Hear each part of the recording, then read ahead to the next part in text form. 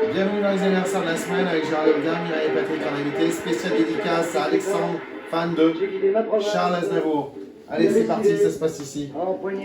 Bon, et Charles Aznavour en 2020, c'est tout à fait impossible. J'étais certain de conquérir Paris. Et il a conquis Paris et le monde entier en chantant en français, anglais, italien, espagnol, allemand, arménien, comme nous rappelle sa fiche Wikipédia. Des millions de disques, des centaines de chansons, ambassadeur d'Arménie, avec cette chanson augurative, mais sa carrière commence dans les années 40 et elle s'achèvera finalement en 2018. En 1961, je me voyais déjà. Et puis, formidable, 63, 64. Le jazz, comme Charles Trenet ou Gilbert Bécaud.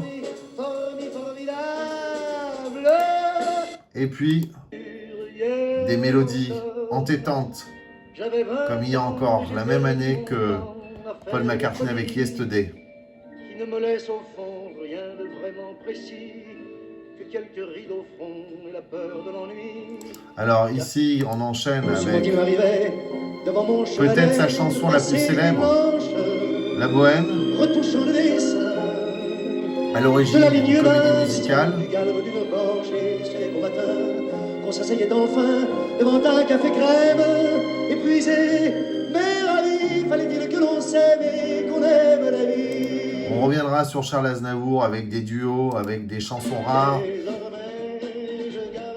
Désormais, vous savez que Gérald Olga, c'est sur YouTube pour les vidéos d'il y a un an, les anniversaires de Gérald Olga, et sur Twitter, les anniversaires de la semaine et un anniversaire spécial qui nous tient à cœur. Alors évidemment, celui-ci, on vous montre la bande-annonce très rigolote avec Léon Zitrone qui nous présente les acteurs à côté d'Lino Ventura. Ben, on trouve Charles Aznavour qui a aussi fait du cinéma d'une manière marquante ici dans Un taxi pour Tobruk.